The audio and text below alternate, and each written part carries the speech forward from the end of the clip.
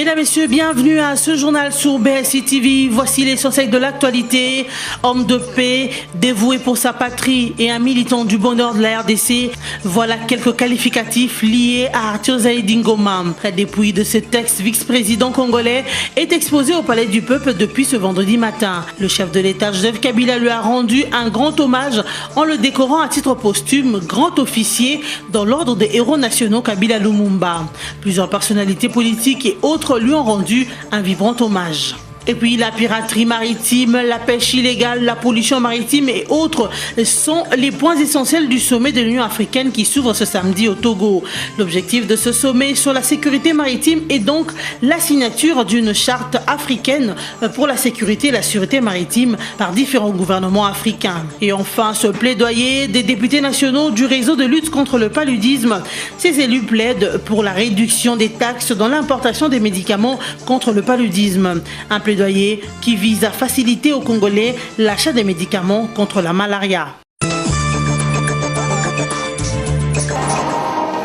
La République démocratique du Congo a rendu un hommage vibrant ce vendredi 14 octobre à Arthur Zaïdi Ngoma. Le membre du gouvernement, les députés et sénateurs, les acteurs politiques ainsi que la famille biologique du défunt élargie à sa grande famille de la province du Maniema, tous sont répandus présents à cette cérémonie officielle présidée par le chef de l'État Joseph Kabila au Palais du Peuple. L'éclos de la cérémonie a été l'élévation à titre posthume au rang de grand officier à l'ordre des héros nationaux Kabila Lumumba, une reconnaissance à l'endroit de cet ancien vice-président pour ses mérites et loyaux services rendus à la nation.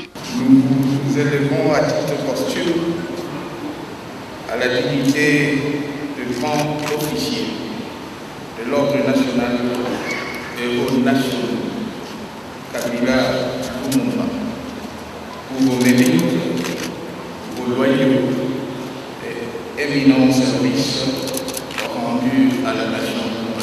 Plusieurs témoignages aussi poignants qu'émouvants se sont succédés sur la personne de l'illustre disparu. Les uns comme les autres l'ont qualifié d'un homme de paix qui a lutté pour le bien et la cohésion de la RDC, raison de sa présence au dialogue dans le dernier jour de sa vie, un moment d'intense émotion.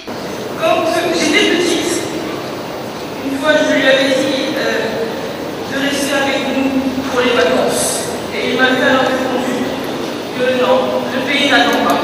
L'on a noté également la présence du président de l'Assemblée nationale du Congo-Brazzaville, Justin Kumba, un grand ami du fait Zaïdi Ngoma depuis l'UNESCO où ils avaient travaillé ensemble. Idem Kodjo, les facilitateurs du dialogue politique inclusif auquel il participait avant son décès, était aussi présent à ses obsèques. Malheureusement, Zaïdi Ngoma ne signera pas l'accord politique tant entendu à l'issue de ces dialogues. Décédé à Paris le mercredi 5 octobre 2016, la dépouille d'Arthur Zaïdi Ngoma a été rapatriée le jeudi 13 octobre à Kinshasa pour la morgue de l'hôpital du Cinquantenaire. Il sera conduit en sa dernière demeure le samedi 15 octobre 2016 au cimetière de Nécropole entre terre et ciel après la veillée mortuaire organisée la nuit de ce vendredi au Palais du Peuple.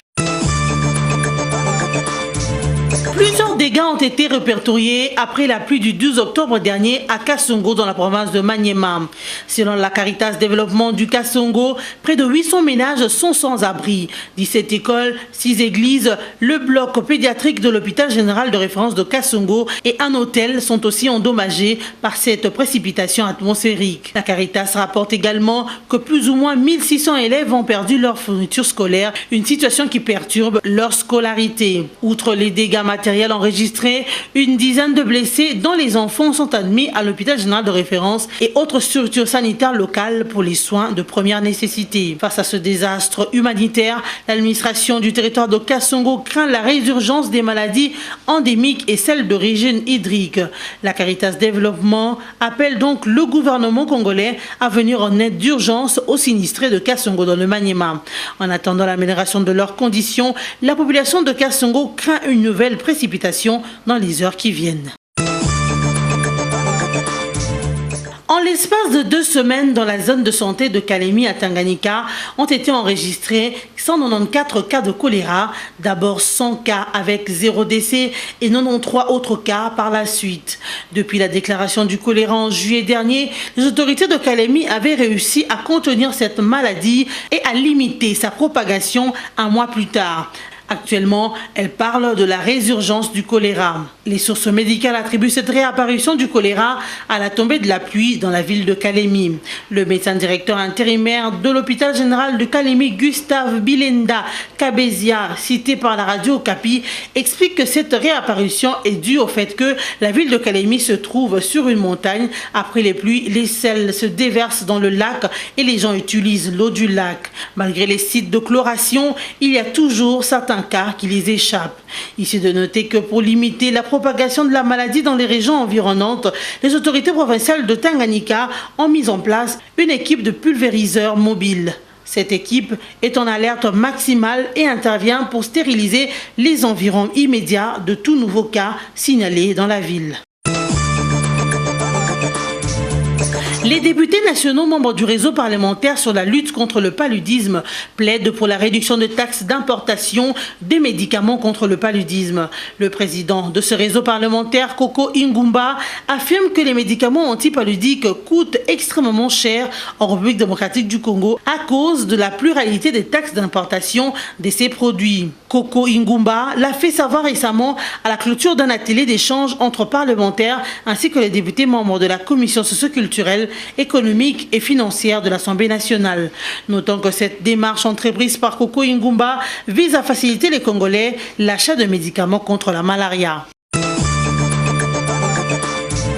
Les chefs d'État et de gouvernement sont attendus ce vendredi au Togo pour participer au sommet de l'Union africaine pour la sécurité maritime.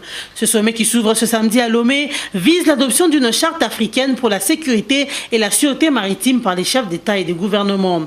La piraterie maritime, la pêche illégale, la pollution maritime et toutes les questions liées à l'environnement sont des points essentiels de cette charte. Le sujet sur le déplacement de pirates en golfe d'Aden opérant actuellement en golfe de Guinée sera également débattu dans ce sommet. Il y a lieu de relever que le golfe de Guinée au large de la mer Méditerranée est devenu le centre de toute menace et d'une insécurité enregistrée depuis 2005 avec 205 attaques. Le Togo elle-même a été victime des attaques des pirates maritimes au moins 10 fois. Face à ce fait, la sécurité maritime est donc devenue le combat de plusieurs pays africains. Dans leurs revendications, le syndicat de corps diplomatique SICODIP du ministère des Affaires étrangères menace d'aller en grève. Les fonctionnaires de ce ministère réclament notamment l'intégration de nouvelles unités, le paiement des primes des agents pour des fonctions permanentes et les envois en poste. Notons que cette menace de grève a été décidée au cours d'une assemblée générale extraordinaire. Après une rencontre faite il y a de cela 1 mois et demi avec le vice-ministre des Affaires étrangères, Antoine Boyamba avait promis aux fonctionnaires de tenir compte de leurs revendications. Mais hélas, il n'y a aucune avancée dans ce sens. Le président du SICODIP confirme cependant que la base a constaté jusque-là qu'il n'y a aucun acte qui est pris dans le sens de satisfaire ne serait-ce à une seule revendication. Pour le vice-ministre des Affaires étrangères cité par la radio onusienne, les discussions sont en cours avec les membres du SICODIP pour une solution aux revendications.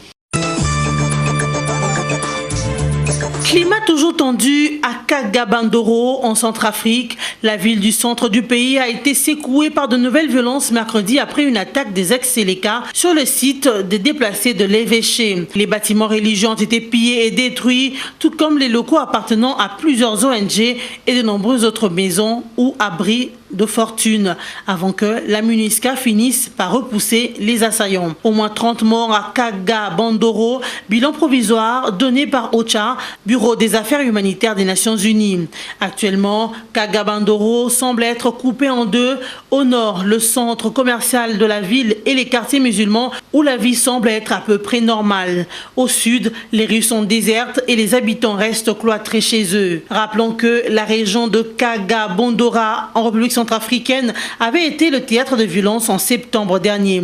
Les agressions et les cambriolages à répétition dans les bases des ONG, ce qui avait poussé les acteurs humanitaires à réduire leurs activités et leur présence dans la zone. À cela s'ajoutent les grosses inondations en début du mois qui ont aussi fragilisé la situation des déplacés et de populations locales.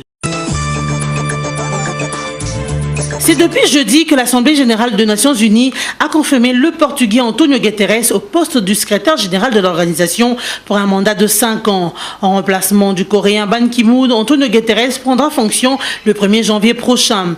Le Conseil de sécurité de l'ONU a transmis sa recommandation à l'Assemblée générale le 6 octobre après l'avoir choisi. Rappelons qu'António Guterres a connu un brillant parcours professionnel.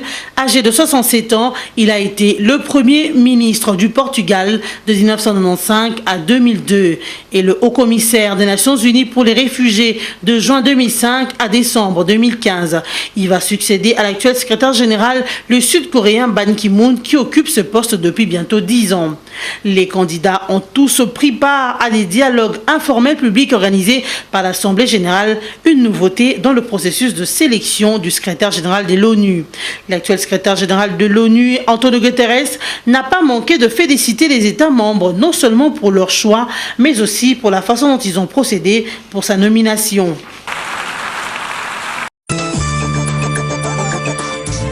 Mesdames, Messieurs, c'est la fin de ce journal. Nous vous rappelons l'essentiel de l'actualité. Homme de paix, dévoué pour sa patrie et un militant du bonheur de la RDC, voilà quelques qualificatifs liés à Arthur Zaïdi Ngoma. La dépouille de cet ex-vice-président congolais est exposée au Palais du Peuple depuis ce vendredi matin. Le chef de l'État, Joseph Kabila, lui a rendu un grand hommage en le décorant à titre posthume grand officier dans l'ordre des héros nationaux Kabila Lumumba. Plusieurs personnalités politiques et autres lui ont rendu un vibrant hommage. Et puis la piraterie maritime, la pêche illégale, la pollution maritime et autres sont les points essentiels du sommet de l'Union africaine qui s'ouvre ce samedi au Togo. L'objectif de ce sommet sur la sécurité maritime est donc la signature d'une charte africaine pour la sécurité et la sûreté maritime par différents gouvernements africains. Et enfin, ce plaidoyer des députés nationaux du réseau de lutte contre le paludisme. Ces élus plaident pour la réduction des taxes dans l'importation des médicaments contre le paludisme. Un plaidoyer qui vise à faciliter aux Congolais l'achat des médicaments contre la malaria. Merci de nous avoir suivis et bonne suite au programme sur BSI TV.